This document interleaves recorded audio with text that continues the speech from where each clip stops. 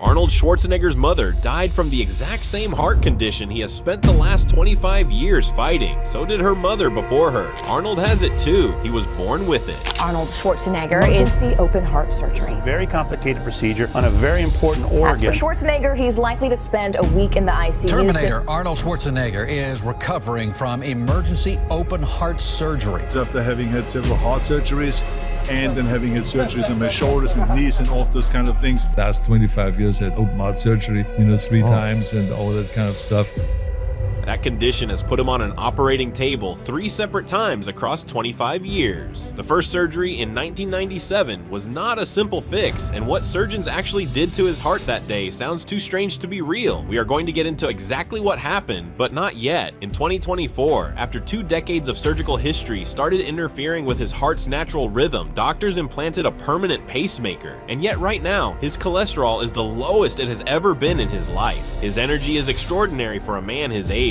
In February 2026, in his own newsletter, he stated a goal that should genuinely surprise you given everything you just heard. He wants to live past 100, not as a throwaway line for a headline, but as a stated target he has built an entire daily system around, the same way he once built a daily system around becoming Mr. Olympia. So what changed? The man who nearly lost the same fight his mother and grandmother both lost is now a man his own cardiologist has trouble reconciling with his chart. The answer is not a new supplement, and it is not a 4th surgery. It is 5 specific things Arnold completely banned from his daily life. And the second one is going to surprise you because it is something the fitness industry has spent 50 years telling men to consume more of, not less. If you are over 40 and you want to protect your heart, lose the stomach fat collecting around your organs, and keep your energy high without giving up the gym, stay with this video. This is not a diet list. This is what it looks like when a man with a genetic death sentence running through his family finds a way to outlive it. Before we get into the 5 bans, if you want a complete, structured plan rather than just information, I built exactly that into my ebook, Strong After 50, The Celebrity Strength Blueprint. It is a full workout program, nutrition framework, and daily habit system built specifically for men who want to stay lean, strong, and energized well past 50. The link is in the description right now. Grab it before you finish this video, then come back. Now, ban number 1. The first thing Arnold completely banned from his daily plate is heavy red meat. During his bodybuilding prime, Arnold was the ultimate symbol of steak, chops, and raw animal protein. The fitness industry built an entire mythology around the idea that masculine strength requires massive amounts of beef every single day. Arnold lived that mythology harder than anyone, and for decades his body absorbed the cost without showing it. But here is what makes this ban more serious for Arnold than for almost anyone else cutting back on red meat. His arteries were never working with a normal margin for error to begin with. Arnold was born with a bicuspid aortic valve. A normal aortic valve has 3 flaps, called leaflets, that control blood flow out of the heart. Arnold was born with only 2. That defect, called aortic stenosis, forces the heart to generate significantly more pressure to push blood through a narrower opening every single beat for an entire lifetime. The same defect killed his mother and his grandmother. His mother was offered the surgery that could have fixed it. She refused. Arnold did not. So when his doctors told him after his surgeries that his cholesterol was dangerously high and his arteries were under serious mechanical strain, they were not talking about an average heart-absorbing average wear. They were talking about a heart that had been compensating for a structural defect since birth, now being asked to also process decades of saturated fat on top of that. A bicuspid aortic valve like Arnold's appears in roughly 1 to 2% of the general population, making it one of the more common congenital heart defects. And many people who have it never find out until a routine scan catches it decades later, often only after symptoms like chest pain or shortness of breath have already begun. Arnold's case was caught early enough and treated aggressively enough that he is still training at 78. Plenty of people carrying the same defect are not nearly that fortunate, which is part of why his choice to be public about all of it carries weight beyond his own health. Arnold has acknowledged plainly that you can get away with certain habits for a long time before they eventually catch up with you, and that he eventually had to cut back hard. He has also pushed back on the entire premise that real men need heavy meat consumption to get big and strong, calling that idea marketing rather than biological fact, and pointing out that some of the strongest animals on Earth, gorillas among them, build enormous muscle mass on an almost entirely plant-based diet. The idea that muscle requires meat was never a law of biology. It was an assumption the supplement and meat industries had every financial incentive to keep unquestioned for 50 years.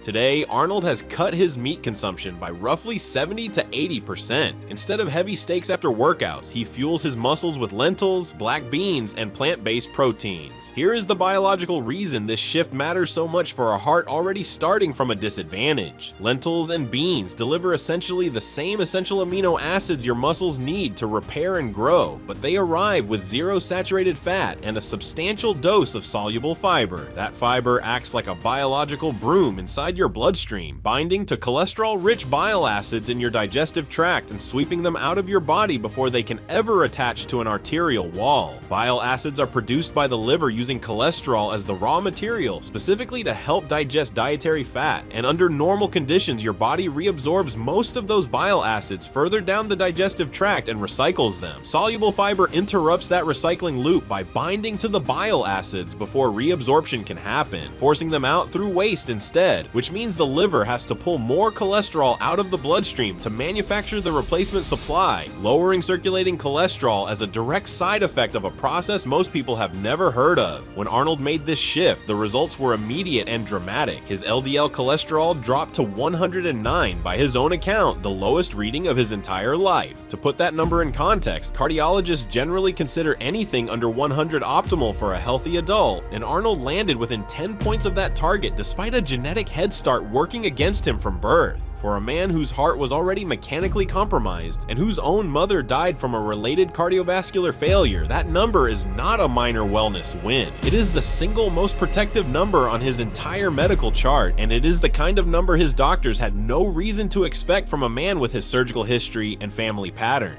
The second thing Arnold banned, and this is the one that surprises almost everyone, is traditional cow's milk. In the golden era of bodybuilding, drinking a full gallon of whole milk a day was standard practice for building mass. Dairy was treated like liquid gold, calcium, protein, the ultimate recovery fuel. Arnold consumed enormous amounts of it for decades, the same way nearly every serious lifter of his generation did. Here is why this particular ban carries more weight for Arnold than it would for almost anyone else watching this video. That first surgery in 1997, the one that fixed his original defective valve, was not a simple replacement. Surgeons removed his defective aortic valve completely. Then they took his own healthy pulmonic valve, a different valve from a different part of his heart, and relocated it into the aortic position. Then they filled the now empty pulmonic spot with a valve harvested from a deceased donor. 3 valves, 2 locations, 1 operation. It is called the Ross procedure, named after the surgeon who first developed the technique, and it is considered one of the more complex maneuvers in modern cardiac surgery precisely because it requires the surgical team to manage 2 separate valve sites simultaneously, rather than simply swapping one part for another. What that means is that Arnold's heart has not been running on the original parts it was born with for almost 30 years now. It is running on a valve moved from elsewhere inside his own chest, sitting next to a section that came from someone who has already died. Both of those structures have to integrate with his living tissue at a surgical junction, a seam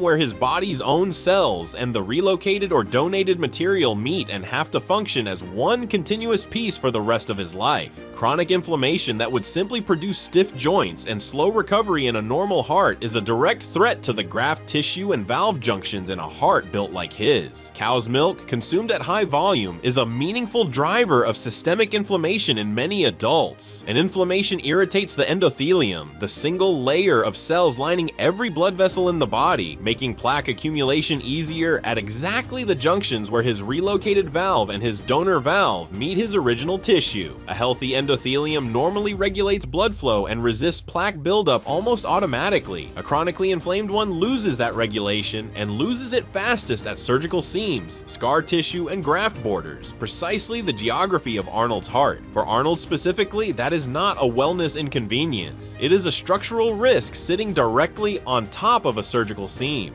Arnold cut cow's milk out completely. He replaced it with unsalted almond milk. Every morning after his workout, his recovery drink is now a blend of plant-based pea protein, almond milk, and tart cherry juice. He chose tart cherry specifically because it is one of the most researched natural recovery compounds in elite sports nutrition, rich in anthocyanins, the same pigment compounds that give the fruit its deep red color, which have been shown in multiple studies to suppress post-training muscle soreness and reduce markers of cardiovascular inflammation simultaneously, essentially doing in a glass of juice what an anti-inflammatory medication does in a pill, without the same burden on the kidneys and liver that long-term medication use can carry. He went from drinking something that was quietly taxing an already modified heart every single morning to drinking something that actively protects it. The third thing Arnold eliminated was his famous 15-egg-a-day habit. During his competitive bodybuilding years, Arnold routinely scrambled a dozen or more whole eggs every single morning. It was a ritual, a declaration of protein dominance, and at 25 years old, fueling 5 hours of daily training, his body could absorb that volume without an obvious downside. That relocated valve and that donor valve from the Ross procedure were never expected to last forever. Doctors told him at the time that the donor valve carried a life expectancy of roughly 10 to 15 years before it would likely need replacing again. Because of the quality of the original surgery, it actually lasted more than 20, but in 2018, that borrowed time finally ran out. Arnold went in for what was supposed to be a minimally invasive catheter-based procedure. No open chest required, just a small device threaded through a blood vessel, the kind of operation patients are sometimes discharged from within a day or two. Partway through, complications arose. The surgical team made the call in real time to convert the operation into a full open heart procedure, cutting through his sternum to access the heart directly, with no warning beforehand that this was even a possibility. What began as a routine afternoon procedure became a major operation his family was not prepared for, while he was already on the table, already under anesthesia, with decisions being made entirely without him. Recovery from an unplanned open heart conversion is significantly harder than recovery from the catheter procedure he had walked in expecting.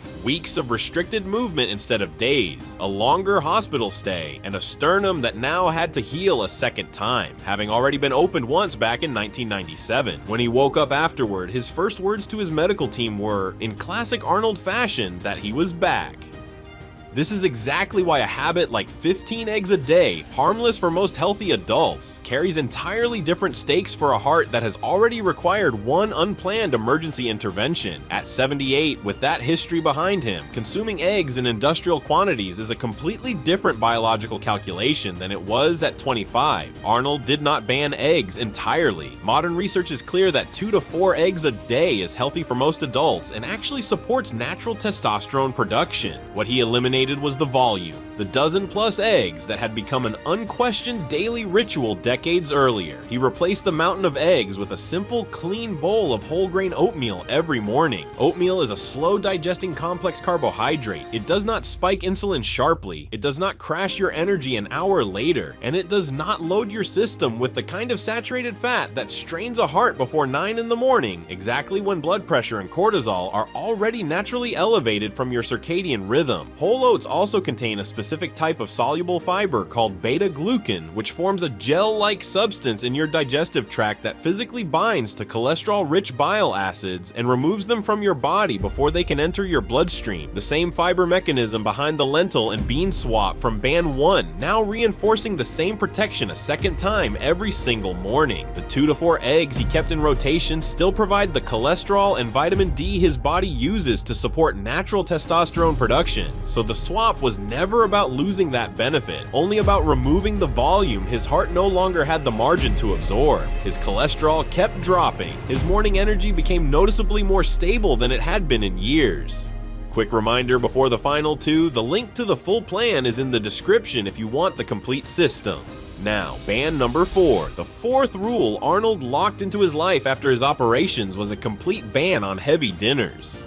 Most men eat their smallest meal at breakfast and their biggest meal at 8 or 9 o'clock at night, right before bed. Arnold used to do the same, and it was silently undermining his recovery every single night. There is a reason this rule matters even more for Arnold specifically than it would for most men reading a generic nutrition list. By 2024, scar tissue accumulated across 2 decades of cutting into the same general area of his heart had started disrupting his heart's normal electrical signaling, producing an irregular heartbeat, a condition where the heart heart's natural pacemaker cells, the ones that fire the electrical signal telling the heart muscle when to contract, were no longer firing on a reliable schedule. Doctors implanted a permanent pacemaker, a small device roughly the size of a matchbook that sits under the skin near the collarbone, with thin wires running directly into the heart muscle, constantly monitoring the rhythm and firing a corrective electrical pulse the instant it detects the beat drifting off schedule. When Arnold announced this publicly, he made a joke about finally becoming a little more of a machine. The underlying reality is that he now has a battery-powered device permanently wired into his chest, doing a job his own heart's electrical system can no longer fully do alone. For a heart already depending on artificial assistance to hold its rhythm, every additional variable that disrupts heart rate at night, including a heavy meal still digesting at 11 at night, matters more than it would for someone whose heart has never needed that kind of backup. Here is the mechanism. A heavy, fat-dense meal late at night demands a significant diversion of blood flow toward digestion, blood flow that would otherwise support cardiovascular recovery during sleep. Your core temperature stays elevated longer than it should. Your heart rate cannot drop into the low, steady range needed for deep, restorative sleep because your nervous system is still partially engaged in digestion. Your deep sleep gets shortened and fragmented, and the majority of your daily testosterone production happens specifically during that deep sleep window, not during light sleep, and not while you are lying in bed still digesting. Growth hormone release follows the same pattern, concentrated almost entirely in the first few hours of deep sleep, which means a fragmented night does not just cost you rest, it costs you the hormonal repair work your body was supposed to complete while you were unconscious. You wake up stiff,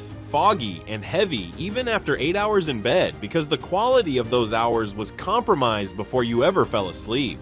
Arnold eliminated this entirely. His last meal of the day is always light. By his own description, dinner is consistently soup, typically a nutrient-dense vegetable soup built around chickpeas, sometimes paired with a simple cucumber salad finished with pumpkin seed oil. This kind of meal digests rapidly. His heart rate drops cleanly into its natural overnight recovery range within an hour or two, and his body spends the entire night focused on repair instead of digestion. For a heart already running with mechanical assistance, giving it every possible advantage overnight is not a wellness trend. It is risk management applied daily without exception. The fifth and final thing Arnold completely banned is refined sugar and processed fitness foods. This one sounds obvious. The specific way Arnold approaches it is what makes it actually work. He does not moderate sugar. He does not build and cheat days structured around it. He does not eat protein bars that are quietly loaded with 15 grams of hidden sugar while marketing themselves as health food. The same way a label reading low fat or natural energy often hides a sugar content that would look alarming on a candy bar wrapper if it were not surrounded by gym-branded packaging. He removed it from his environment entirely, which eliminates the daily willpower drain of having to resist something that is constantly available. In his February 2026 newsletter, Arnold made a point worth sitting with. Most nutrition advice is built around subtraction. Cut this, eliminate that, avoid the other thing. He flipped that frame and asked what would happen if the single most powerful intervention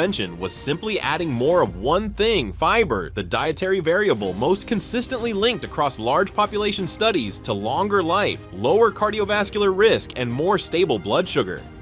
Refined sugar works directly against everything fiber accomplishes. It produces sharp, repeated insulin spikes, and each spike signals the body to store incoming energy rather than burn it, with a disproportionate share of that storage landing as visceral fat, the fat that wraps around the liver, pancreas, and other internal organs rather than sitting visibly under the skin. Visceral fat is metabolically active in the worst possible way, releasing its own inflammatory signals directly into the bloodstream and compounding the same endothelial irritation already discussed in the milk ban. It accelerates cellular aging across virtually every tissue in your body, and it destroys the stable blood sugar environment your brain and muscles depend on to perform consistently, hour after hour, in a body that for Arnold has already been asked to compensate for enough. Arnold replaced all of it with what he openly calls a deliberately boring, repeatable routine. Train in the morning, oatmeal or Greek yogurt afterward, a salad with plant-based protein for lunch, soup for dinner, light, clean, and consistent, with no trends and no complicated tracking required. The same daily structure that took him from a man whose surgeons could barely keep pace with his own heart's failures to a man whose current blood work looks like it belongs to someone 20 years younger. There is one more detail worth knowing because it explains explains why training stays non-negotiable for Arnold even on top of every dietary change. His own newsletter, Arnold's Pump Club, has cited a study following roughly 750,000 adults that found overall fitness level was one of the strongest predictors of long-term survival in the entire dataset, rivaling traditional risk factors like smoking. Diet controls what goes into a heart that has already been surgically rebuilt 3 times.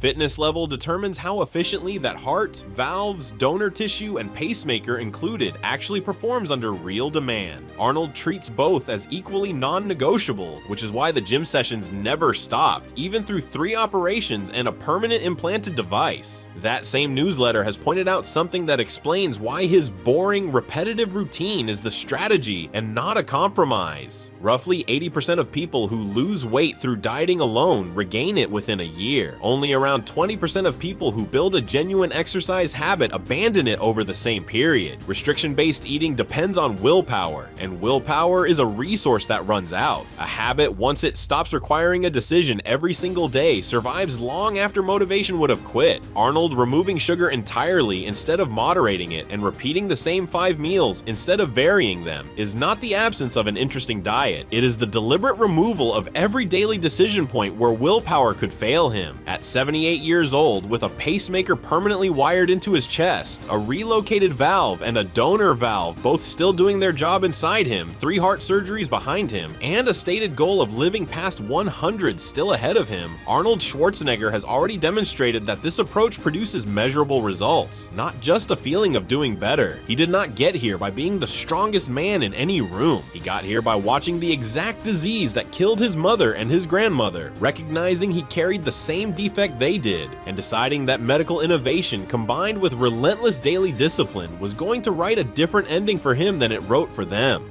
His mother had the same opportunity he did, the same diagnosis, the same warning from doctors, and she chose differently. Arnold has never framed that choice as a judgment of her. He has framed it as the single clearest piece of evidence in his own life for why he listens to his doctors instead of his ego, and why the discipline around these 5 bands is not optional the way a New Year's resolution is optional. For him, it is closer to a debt being paid on a loan his own genetics took out before he was born. 5 bands applied every single day, without exception. Heavy red meat replaced with lentils and beans that lowered his cholesterol to the lowest point of his life. Cow's milk replaced with almond milk and tart cherry that protects a heart running on a relocated valve and a donor valve instead of the one he was born with. The 15-egg breakfast replaced with oatmeal and beta-glucans that protect heart valves that have already required 1 emergency mid-surgery conversion. Heavy dinners replaced with light soup that lets a heart now running on a permanent pacemaker spend the night repairing instead of digesting. Refined sugar replaced with a boring, consistent routine that has produced blood work his own cardiologist has had difficulty reconciling with his medical history. None of the 5 required a surgeon. All 5 required only a decision, repeated daily for years, without anyone watching and without a single dramatic moment to mark the change. This is not a celebrity curiosity. This is a working biological blueprint built by a man who had every reason to assume his family's history was his destiny, and decided it was not going to be. The pacemaker now sitting in his chest will need its battery checked regularly for the rest of his life, a permanent, ongoing reminder that medicine bought him time his mother and grandmother never had access to, and that the 5 bands you just heard are how he intends to spend that time rather than waste it. You do not need a relocated valve or a pacemaker for most of this to apply to you. If your largest meal currently lands at 8 or 9 at night, try shifting more of your calories toward lunch and keeping dinner light, something closer to soup or a salad than a full plate, and pay attention to how your sleep changes within a week. If breakfast usually means a heavy, fat-dense plate, try swapping it for oatmeal 3 or 4 mornings a week and watch what happens to your energy by mid-morning. If you are currently relying on a protein bar or a flavored yogurt that calls itself healthy without ever checking the sugar line on the label, that is the single easiest swap on this entire list to make today before your next trip to the gym. None of this requires giving up meat, eggs, or dairy entirely. It requires noticing where your own habits resemble the version of Arnold that nearly lost this fight, and shifting toward the version that did not. If you want the complete structured version of this, the workouts, the nutrition framework, and the daily habit system built specifically for men who want to perform younger than their birth certificate, my ebook, Strong After 50. The Celebrity Strength Blueprint has it laid out for you. The link is in the description. Arnold had to figure this out the difficult way, through 3 surgeries, a family history that should have terrified him, and decades of trial and error. You do not have to start from zero the way he did. If this gave you something useful, drop a like. It tells me to keep building videos like this one. Subscribe if you are new here. I will see you in the next one.